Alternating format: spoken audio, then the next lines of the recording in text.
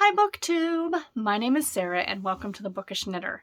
Today I'm coming to you with another book haul. Yes, another book haul. Don't judge me. This is a judgment-free zone here, my friends. Buy as many books as you want as long as you're paying your bills. This has been an exceptional last few weeks, last month of book buying for me, mainly because I did have a bonus from work, so I decided to enjoy it, essentially.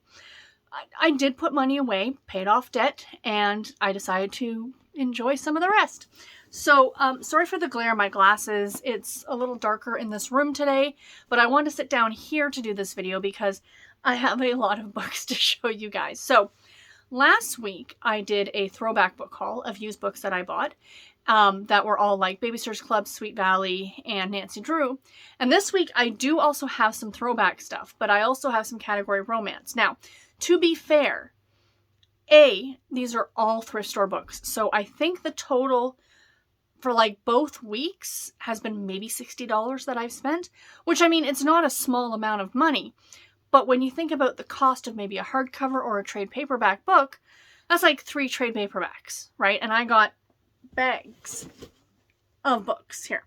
The other thing, to be fair, is that I am purging out the shelves beside me here. Let me turn the camera around. So these shelves here, this one and this one, are getting cleared out. There's a lot that I'm not going to be keeping on there. I am going to be only keeping stuff that I really want, like my throwback books, Babysitters Club, Sweet Valley, all those books, and certain select series, like the Crew of Hunters series by Heather Graham. You know, there's another series that I bought some books from here that I'm excited to start recollecting all of those. So stuff that really means something to me. And then all of my category romance, which is different. So I have been taking back books as well. So it's not like I'm just constantly bringing stuff in. I am taking stuff back. And, you know, over the course of the summer, I'm going to be purging a lot. So that's a thing. I don't know why I'm justifying it. I don't need to justify it. It's a thing and it makes me happy. So there we go. Sorry, just let me rearrange the camera. Sorry for the shaking. Let's get into the books that I have purchased, you guys. So these are kind of all over the place. There's no rhyme or reason to them. I'm just going to pull them out of the bag as they are. So the first one we have here is Jasmine Sorcery by Barbara Delinsky. So this is an old Harlequin Temptation novel. I don't know what number it is. It says it's an introductory copy, but I'm sure I can look it up online. I have absolutely no idea, but yeah. So this is an older one. This was published in 1986. 1986. So there we go. And then I have another older, sorry, I've got stickers on these. If I can pull them off very quickly, I will. Yikes. There we go. We have a older Susan Mallory. This is a Silhouette Special Edition, The Secret Wife, number 1123, and it is from September of 1997. So there we go. So there's that one. Yay, a new Susan, a new to me Susan Mallory. Now here's 2 of the books from this series that I was talking about. This was actually the first set of like books meant for an adult audience, if you will, that I read. Like my graduation from Sweet Valley, Nancy Drew, Babysitters Club were into these, and these were actually cozy mysteries. I don't know if everyone would consider these to be cozy mysteries, but I do because it's an amateur sleuth. But these are the Cat Who series by Lillian Jackson Braun. Sorry, sticker on the back here. And I got a bunch of these. That somebody had clearly returned a ton of these to the thrift store. And this is the Cat Who Sniffed Glue. So there's that one. These are really quick, really short little reads. This series, for those of you who are unfamiliar with it, is about a man named Jim Quillerin and his 2 cats, Coco and Yum Yum, and they solve mysteries. So these are very nostalgic for me. So again, like I was saying about stuff I'm going to keep on my shelves, these are the kind of thing I'm going to do. Like I'm going to hunt out, and I want them in this edition. There's another couple books in here that I have are in a different edition, but if I can find them in this edition, I'll be really happy, and I'll probably end up replacing them. And then we have The Cat Who Played Brahms, the captivating series featuring mystery's most extraordinary detective team. Detective team. So yeah, The Cat Who Played Brahms. I have no idea where each of these are in the series, but yeah. I do love those, like, footprints, the cat footprints, like, in the blood. I think, well, you're going to assume it's blood, right? All right, what else do we have here in this bag of stuff? So next up, another Cat Who book. We have The Cat Who Ate Danish Modern. Sorry. Again, if these stickers are sticking out, I just want to rip them off.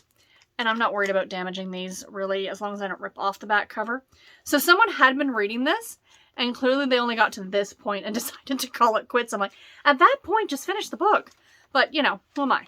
Oh, it's stuck. Oh, no, don't do that, people. This was a sticky note. Oh, that's no fun. So yeah, The Cat Who Ate Danish Modern.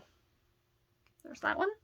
And then this is the edition that I was talking about. Like, I'm trying to get these ones as opposed to this edition. Do you guys see the difference? Like, I don't know. This just looks newer. This has just a certain font. And those are the ones that I read. Those are the ones I started with. So we have here The Cat Who Could Read Backwards, which is actually the first book in the Cat Who mystery series. This originally was published in the 1960s. Is it the 1960s? Or am I talking out of turn? 1966. So yeah, the first book came out in 1966. So what happened was that she wrote like the first like 4 or 5 books that like were published in the 1960s, maybe early 1970s. And then she took this long break, and then she came back in the late 80s, early 90s and wrote more of the series, wrote the rest of the series. Except for the last like 4 books. And this series, the last 4 or 5 books, is a lot of contention to fans of this series because they were clearly written by a ghostwriter and they are horrible. Horrible, horrible, horrible. I don't even include them as part of the series itself because they're that bad. And it's just one of those, like, maybe they shouldn't have even been published. I'm thinking maybe she started the manuscripts and then passed away. I mean, if she wrote the first books in the 60s, she wasn't a young woman, you know what I mean? And so it was a disappointment. But this is the first one, The Cat Who Could Read Backwards.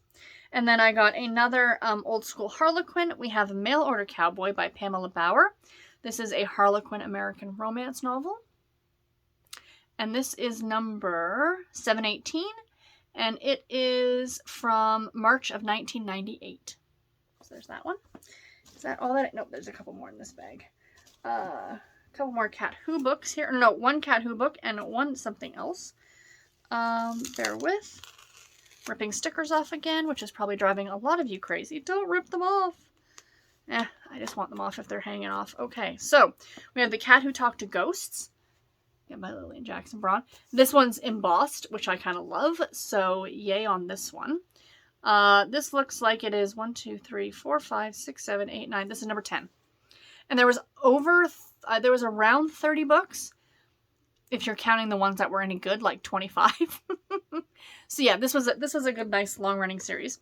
This Harlequin Temptation novel, which is number 87, from December of 1985. I just love the cover on this one. First Things First, another one by Barbara Delinsky. So you got this couple, clearly it's the 80s, and then, what's this? What is this? Like, what is happening there? Yeah. Oh, I just grab these if they're older because then I can add them to my collection. Chelsea Ross was devoted to finding missing children, but Samuel Prescott London, the son of a wealthy Boston socialite, was not the usual runaway. He was a 40-year-old executive. So maybe that's him? And then, I don't know. I'm intrigued now. I gotta read this one. This sounds like a good one for Garb August, to be completely honest, my friends. Sounds like a good Garb August book. So, next up, the big bag of books. The big bag o' books. So again, bit of randomness all over the place here. So we have some more Babysitters Club books. I got Super Special number 8, Babysitters at Shadow Lake. Yay. I got Super Special number 6, New York, New York. Oh, I love these so much. So these ones, the New York one, had drawings, I think, that Claudia was doing throughout the story of different things. And then in this Super Special, and Super Special number 8, you get like actual, like proper illustrations. Like, yeah, this is fantastic. I love these so, so much. And clearly someone started reading this one as well and gave it up on page number 36. So you missed out. You missed out, whoever you are. You gave up on page 36. I got some, oh yeah, this one, Logan Likes Marianne. Book number 10 in the Babysitters Club series. Not the original cover, but the redo cover, which is fine. The first of the redo covers, where they added this like little part here at the side and put their pictures. So yeah. And then I have here number 21, which is Mallory and the Trouble with Twins. There's that one. Number 22, which is Jessie Ramsey Pet Sitter. Number 32, which is Christy and the Secret of Susan. This was kind of at the time that it was published. A bit of a groundbreaking book because this came out in 1980. Has water damage. Oh, that makes me sad. 1990. And Susan, the babysitting charge that Christy is looking after, is autistic. So that's just something you didn't necessarily hear as much about back then, I don't think. It wasn't talked about as much as it is now. So yeah, and reading this book, it was handled very well for the time. So yeah. And then I got mystery number 11, Claudia and the Mystery at the Museum. So yeah, on that one too. Another pile of books here. Some more Babysitters Club books. We have Stacy's Mistake, book number 18. Stacy invites the babysitters to New York, and it doesn't go so well. This one I think is a duplicate. I think I already have this one. However, if I didn't have it, I wasn't going to leave it at the store. If I do have it, I'm going to see which one is in better condition. And maybe give back the other one. And this is super special number 11. And the Babysitters Remember, it is a completely embossed gold cover. So I'm almost certain I have a copy of this. All their names along the outside here are embossed. And yeah, this originally came with a bracelet, but clearly that is long gone at this point. And this one also has pictures in it.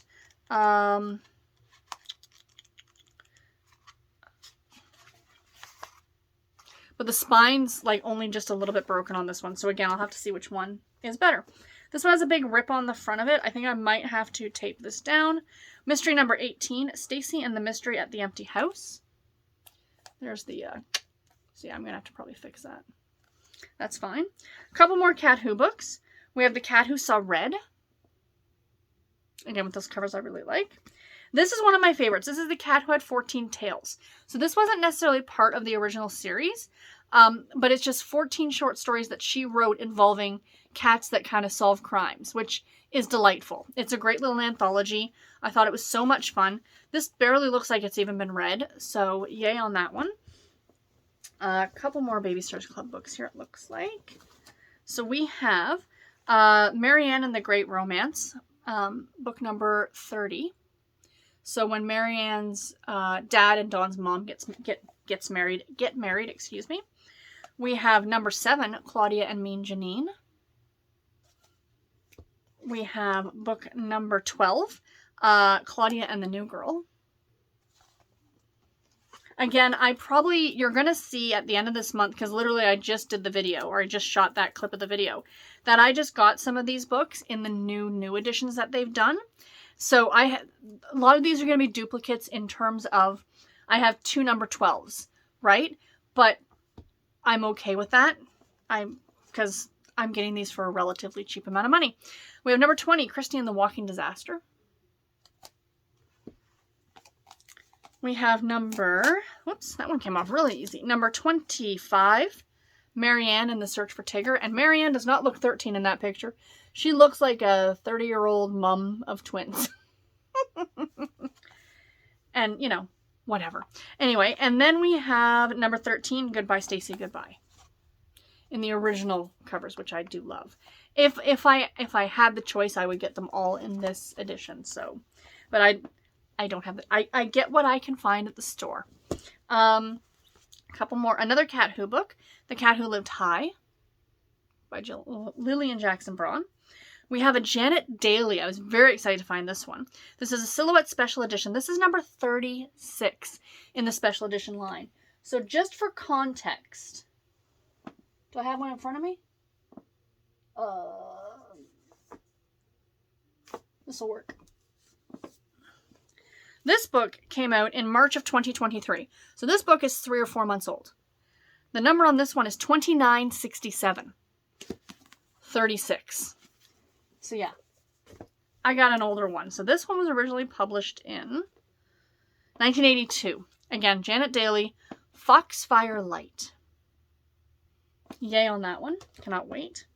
And just a few more here, my friends. 4 more books. So we have The Cat Who Wasn't There. This one is uber nostalgic for me because this is literally the first Cat Who book that I ever read. And it was in this edition that is embossed. It's kind of shiny. Yeah. In this one, our main character Quillerin, travels to Scotland. And while he's in Scotland, a mystery happens. But the cats back home figure it out, and I kind of love that. So this was so great. This is the book that introduced me to this series, and it holds a special place in my heart.